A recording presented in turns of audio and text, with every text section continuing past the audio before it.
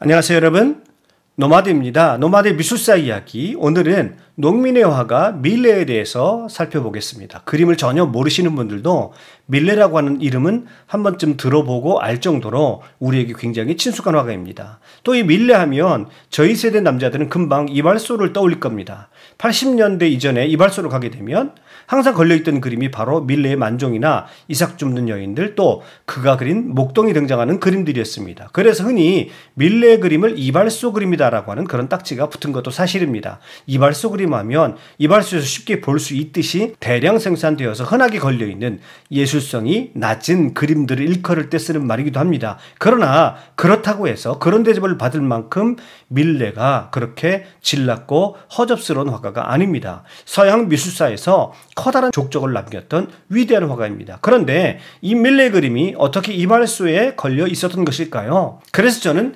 밀레 그림을 전형적인 자본주의형 그림이다 라고 이렇게 말합니다. 자본주의가 발달하면서 그 과정에서 느끼는 사람들의 공허감을 일부나마 채워주는 기능을 했다라고 하는 것입니다. 이게 무슨 말이냐면 자본주의는 그 속성상 어떤 상품이 인기를 얻기 위해서는 그 상품에 대한 수요가 있어야 한단 말이죠. 밀레는 소위 대박 상품이었습니다. 그만큼 이 그림에 대한 수요가 많았다는 것이죠. 수요가 무엇입니까? 사람들이 필요를 느꼈다는 겁니다. 소위 당시에 우리나라 화상들이 사람들의 필요를 기가 막히게 짚어냈다는 것이죠. 우리나라 60년대, 70년대, 80년대 초반기 어떤 시기입니까? 한참 경제가 일어나던 소위 자본주의 부흥기였습니다. 저와 저희 집도 마찬가지였고 많은 사람들이 산업의 발달로 일자리가 있는 도시로 그야말로 물결처럼 몰려들던 시기였습니다. 이를 뒤집어서 말하자면 고향 상실의 시기였죠.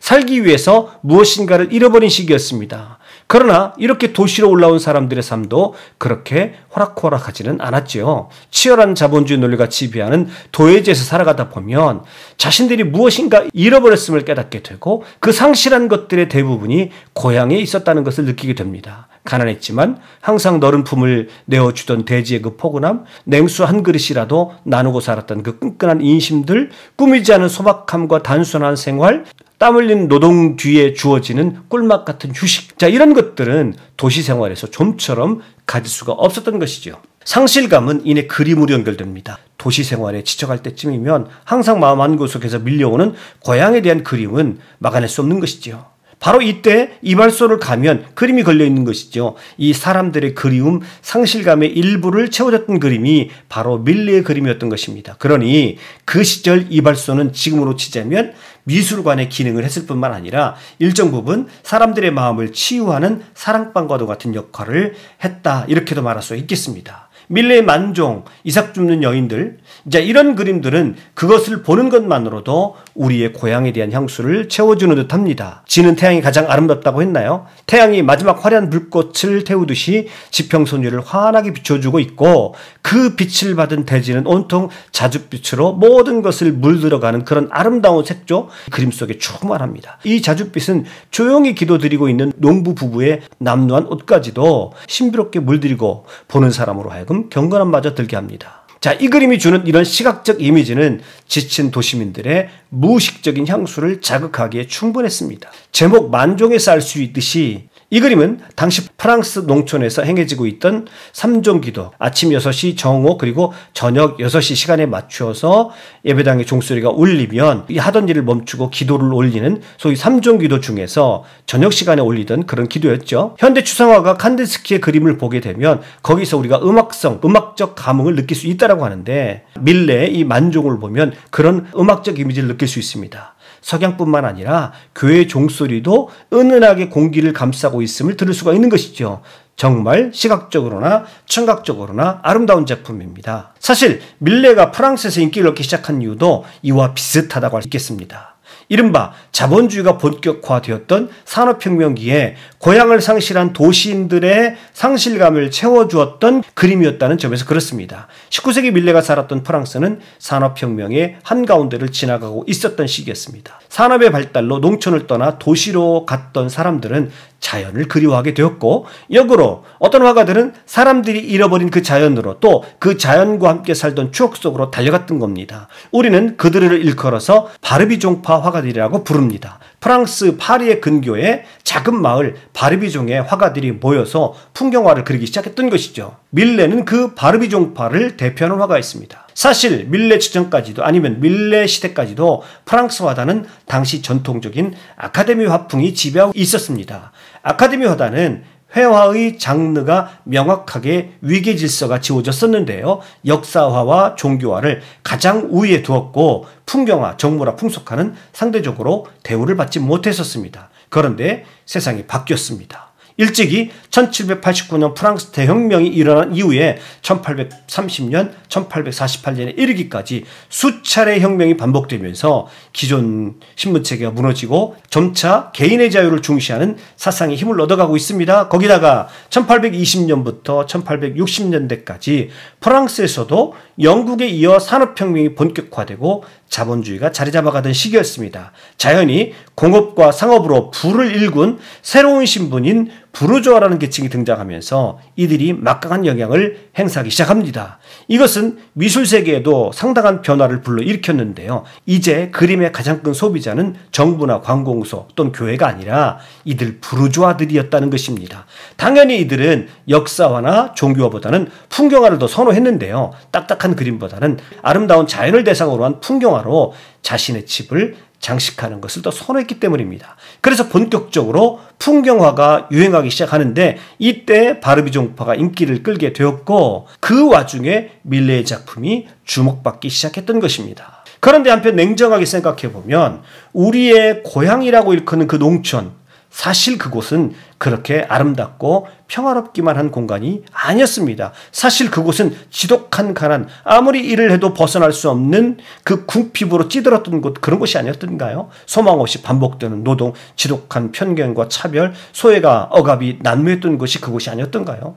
우리가 시간이 지나고 지금 와서 생각해보니 고통스러운 것은 이것도 가능하면 좋은 것만을 기억하게 하는 시간의 선택적 망각 기능 때문에 착시현상이 일어나서 그렇지 실제의 우리가 경험했던 고향은 그렇게 아름답지만은 않은 곳이었습니다. 아니 더 정확하게 말하자면 그곳은 아름다움과 고통이 함께 있었던 곳이죠. 밀레의 그림에는 이 두 가지가 역시 공존하고 있습니다. 만종과 더불어서 그의 대표작이라고 할 수 있는 이삭 줍는 여인들. 이 작품 보시죠. 이 그림도 차분하고 정적인 분위기와 아름다운 색조를 입은 대기와 공기 그리고 이삭을 줍는 여인들의 등을 밝히고 있는 따뜻한 햇빛이 조화를 이루면서 목가적이고 평화로운 풍경화처럼 보입니다. 그러나 이 그림의 내용을 뜯어보면 결코 그렇게 평화로움만 담겨진 그림이 아닙니다. 사실 그들이 손으로 주우려는 것은 말 그대로 추수 후에 남겨진 떨어진 이삭들 뿐입니다.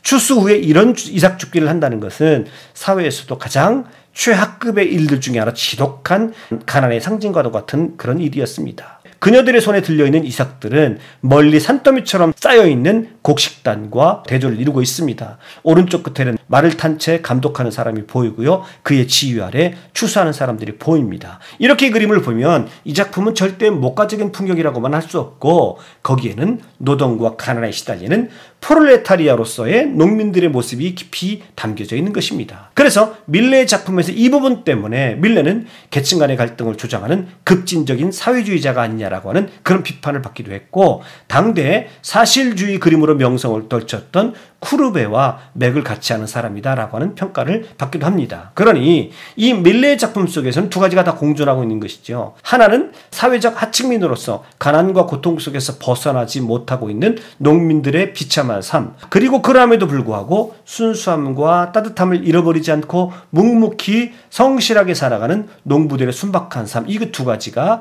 함께 공존하고 있는 것이죠. 사실 이 두 세계의 공존은 밀레의 삶 그 자체이기도 했습니다. 사실 밀레는 가난한 농부의 자식이었고 그도 나이 들어 성공할 때까지 지독한 가난에 시달렸고 때문에 농부의 가난과 비참함을 그 누구보다도 잘 알았습니다. 그러함에도 불구하고 그는 어린 시절 그 농촌에서 그 누구보다도 그 농촌 공동체가 주는 따뜻함과 긍정적인 힘을 경험했던 인물이었습니다. 그 농촌에 사는 사람들이 가난하지만 그 속에서 절대 희망을 잃지 않고 순박하게 살아가는 그 농부들의 순수함을 밀레는 그 누구보다도 잘 알고 있었다는 것이죠. 밀레는 그 농부들에게 따뜻한 마음과 경의를 보내고 싶은 간절한 마음이 있었다는 것입니다. 그래서 역사화나 종교화에서 볼 수 있었던 그런 이상화시켜서 인물을 묘사하는 그런 방법을 농부들에게도 적용했던 것이죠. 이런 경건하기까지 한 풍경 속의 농부들의 모습이 자본주의와 산업화 과정에 있었던 서구 사람들의 마음에도 깊이 파고들었기에 밀레는 위대한 화가라고 불릴 수 있게 된 것입니다. 첨언하여서 말하자면 당대의 다른 풍경화와는 달리 그의 풍경화는 풍경보다는 사람, 즉 농부들을 더 주목해서 그랬습니다. 그렇다고 해서 그의 작품 속에서 풍경들이 장식적인 요소로 전락한 것이 아닙니다. 풍경은 풍경 그 자체로 아름다움을 바라고 있다는 것이 밀레의 위대함 가운데 하나입니다. 사실 이러한 생동감 넘치는 빛과 대기에 대한 표현은 바로 밀레의 뒤를 잇는 인상파 화가들에게도 깊은 영향을 주었던 것이 사실입니다. 자, 오늘은 농민화가 밀레의 작품 세계를 살펴보았습니다. 앞으로도 최고의 미술사 영상이 될 수 있도록 최선의 노력을 다해서 여러분을 찾아오겠습니다. 감사합니다. 수고하셨습니다.